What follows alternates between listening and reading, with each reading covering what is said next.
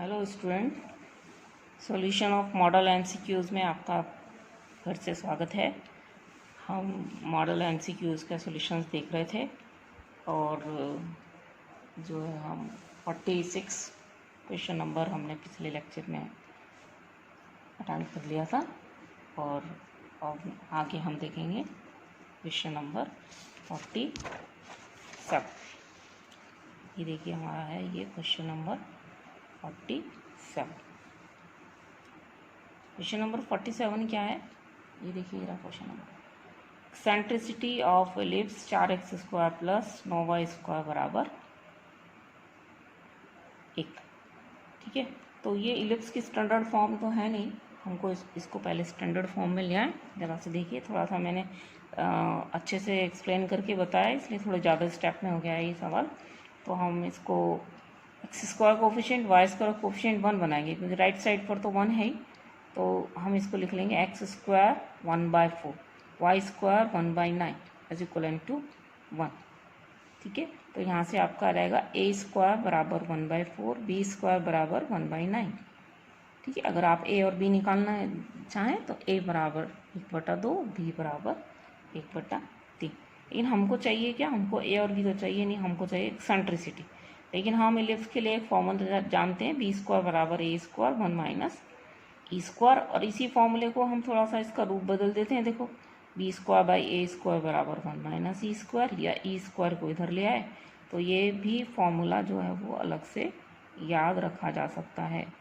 वो क्या है, ये e² बराबर 1 माइनस b² अपॉन a²। ये सूत्र हमको देता है एलिप्स की एक्सेंट्रिसिटी, और ये आता कहाँ से है, ये इसी सूत्र से आता है। ये याद नहीं है तो इसे तो याद रखना ही रखना है। फिर इसके बाद इसमें a² b² की वैल्यू रख दीजिए, 1 माइनस b² की वैल्यू रखिए 1/9, a² की रखिए 1/4, तो ये हो जाएगा 4/9। ठीक है, और 4/9 हो जाएगा। अब इसको एलसीएम लेकर के सिंप्लीफाई कर लीजिए। तो एलसीएम लेकर के जब आप इसको सिंप्लीफाई करेंगे तो आ जाएगा 5/9, क्योंकि ये e² की वैल्यू है तो e बराबर हमारा कितना रहेगा, √5/3 जो अंडर रूट लेंगे आप तो ऊपर तो आ जाएगा √5, और नीचे जो हो जाएगा वो हो जाएगा 3, तो √5/3। ये हमारी क्या हो गई, इस एलिप्स की उत्केंद्रता या एक्सेंट्रिसिटी। नेक्स्ट देखिए क्वेश्चन नंबर 48। क्वेश्चन नंबर 48 है कि लेटस रेक्टम की लंबाई निकालिए। लेटस रेक्टम की लंबाई निकालिए किसकी, 9x² minus 16y² is 144, 9y² minus 16y² बराबर 144। तो ये भी जो है हाइपरबोला देखिए अपने मानक रूप में नहीं है, तो इसको सबसे पहले तो हम मानक रूप में लाए। इस हाइपरबोला की हमको क्या करनी है, नाभि लंब की लंबाई निकालनी है। तो ये हमारा क्या है, हाइपरबोला। तो इसको मानक रूप में लाने के लिए हमने 144 से डिवाइड कर दिया थ्रू आउट, तो ये 9/144 16/144 सिंप्लीफाई किया, x² 16 माइनस y² 9 बराबर 1। तुलना करी, किससे तुलना करी, हमने इसकी तुलना करी है। किससे तुलना करोगे, इससे तुलना करोगे, x² by a² minus y² by b² बराबर 1। ये हमारा मानक एलिप्स है, इससे हमने तुलना करी तो क्या है आपके पास, a² बराबर 16, b² बराबर 9, या a बराबर 4 b बराबर। लेकिन हम जानते हैं कि ये जो हाइपरबोला है जिसको हम इस रूप में ले आए हैं, इस हाइपरबोला की नाभि लंब की लंबाई होती है 2b² अपॉन a, तो 2b² अपॉन a। आपको कुछ नहीं करना है, सिंपली कि नाभि लंब की लंबाई निकालनी है तो हमको b और a चाहिएगा। तो b² तो हो गया 9, a बराबर हो गया हमारा 4, दोनों को यहाँ रख दीजिए, ये आ गया 9/2 आपका आंसर। कहाँ रखा हमने, 2b² upon a, 2b² upon a में हमने इसे रखा, और अपनी नाभि लंब की लंबाई कितनी आ गई, 9/2।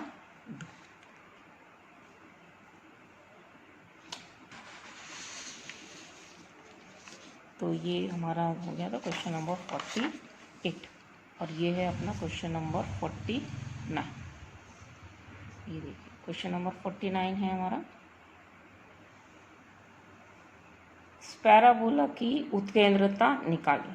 पैराबोला की उत्केंद्रता, देखिए पैराबोला की उत्केंद्रता होती है 1, एक्सेंट्रिसिटी ऑफ पैराबोला। ये मैं आपको बता दूं कि किसी भी कोई भी मूविंग पॉइंट जो है एक पैराबोला को ट्रेस करता है अगर S P upon P M बराबर ई बराबर 1 होता है। इसीलिए पैराबोला की डेफिनेशन होती है एस पी बराबर पी एम।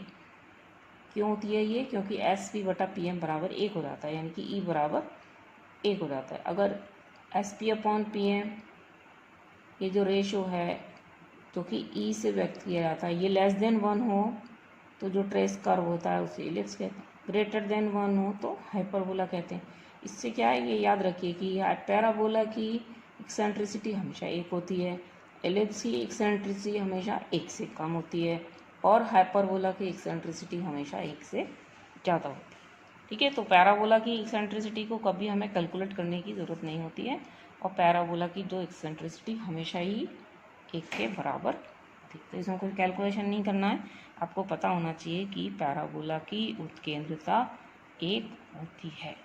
ठीक है, नेक्स्ट देखिए क्वेश्चन नंबर 50वां सवाल है कि इस रेक्टेंगुलर हाइपरबोला की एक्सेंट्रिसिटी निकाली। तो देखिए रेक्टेंगल हाइपरबोला की एक्सेंट्रिसिटी √2 होती है।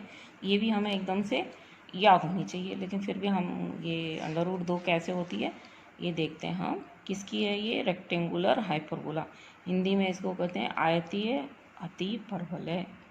ठीक है, इसकी √2 होती है, याद रखिएगा। कैसे होती है ये देखिए, क्योंकि हाइपरबोला को हम रेक्टेंगुलर या आयतीय बोलते हैं यदि उसमें बी और ए दोनों बराबर होते हैं, ए बराबर बी होता है। ठीक है, तो समीकरण में अगर हाइपरबोला के समीकरण में ए बराबर बी रख दें तो हाइपरबोला का समीकरण क्या होता है? x² बटा a² माइनस y² बटा b² बराबर 1। इसमें b की जगह भी क्या रख दिया हमने? a रख दिया, तो क्या बन गया? रेक्टेंगुलर हाइपरबोला का समीकरण होता है x² माइनस y² बराबर a²। ठीक है, अब आता है सवाल, ये तो मैंने आपको बताया रेक्टेंगुलर हाइपरबोला होता क्या है। अब रेक्टेंगुलर हाइपरबोला की एक्सेंट्रिसिटी की बात है यहाँ पर। तो हाइपरबोला के लिए हम जानते हैं ये फॉर्मूला अभी मैंने आपको था, b² बराबर a², 1 माइनस e² तो इलिप्स के लिए होता है, और e² माइनस 1 जो है हाइपरबोला के लिए होता है, क्योंकि हाइपरबोला की एक्सेंट्रिसिटी 1 से ज़्यादा होती है, तो यहाँ e² माइनस 1 होता है। ठीक है, इस रिलेशन में हम क्या करें? b बराबर a रख दें, क्योंकि रेक्टेंगुलर हाइपरबोला के केस में, ये तो हाइपरबोला के लिए है, रेक्टेंगुलर हाइपरबोला के केस में क्या हो जाता है? b बराबर a हो जाता है, तो b की जगह हमने रख दिया a, तो b² की जगह a² e² माइनस 1, a² से a² कट जाएगा और आपका बचेगा e² बराबर 2। ठीक है, एक तो यहाँ है, e² इधर आ जाएगा और इधर जाके आ जाएगा ये a² बराबर 2। यहाँ बीच में हम आप लिख सकते हो 1 बराबर e² माइनस 1। सिंप्लीफाई करोगे ना इसको तो आ जाएगा 1 बराबर a² कट जाएगा, इधर 0 नहीं छोड़ देना, इधर 1 बचेगा। ठीक है, a² माइनस 1, तो ये हो जाएगा e² बराबर 2। तो ये कैलकुलेशन की ज़रूरत नहीं है, इससे कैलकुलेट करके तो मैंने इसलिए बताया जिससे कि आपको पता रहे कि ये कहाँ से आया, कैसे आई है, √2। बाकी हमें याद होनी चाहिए, जैसे पैराबोला की एक्सेंट्रिसिटी 1 तो रेक्टेंगुलर हाइपरबोला की एक्सेंट्रिसिटी √2। नेक्स्ट देखिए क्वेश्चन नंबर, ये अब जो है लिमिट कंटिन्यूटी स्टार्ट हो गई है, तो लिमिट है, लिमिट की कंसेप्ट है, हमारे कुछ स्टैंडर्ड लिमिट्स हैं। तो नीचे सवाल है देखिए, ये कहते हैं limit x tending to 0 tangent x upon x, ये कितनी होती है? तो ये हमारी 1 होती है। ठीक है, तो ये हमारी 1 होती है, इसका आंसर है सी 1। तो ये भी स्टैंडर्ड लिमिट है, अब इस पूरी का डेरिवेशन तो यहाँ करने से कोई मतलब नहीं है, लेकिन फिर भी कुछ स्टैंडर्ड लिमिट्स हैं ये, और वो क्या हमारे देखो sin x upon x, x tending to 0 is 1, और tan x upon x, x tending to 0 is 1, and cos x, x tending to 0 is 1। तो ये याद रखना है, cos x अपॉन में x नहीं है, और टेंजेंट x अपॉन x ये लिमिट 1 के बराबर होती है, sin x upon x, x tending to 0 ये लिमिट 1 के, तो स्टैंडर्ड लिमिट है, हमें इसे याद होनी चाहिए। तो इसका आंसर जो है वो सी है 1। ठीक है, तो ये तो डायरेक्ट फॉर्मूला है। तो लगभग 50 क्वेश्चन हमारे हो चुके हैं, 51 हो गया ये, तो 50% क्वेश्चन हम अटेंड कर चुके हैं।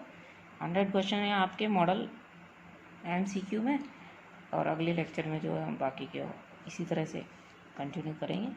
और धन्यवाद।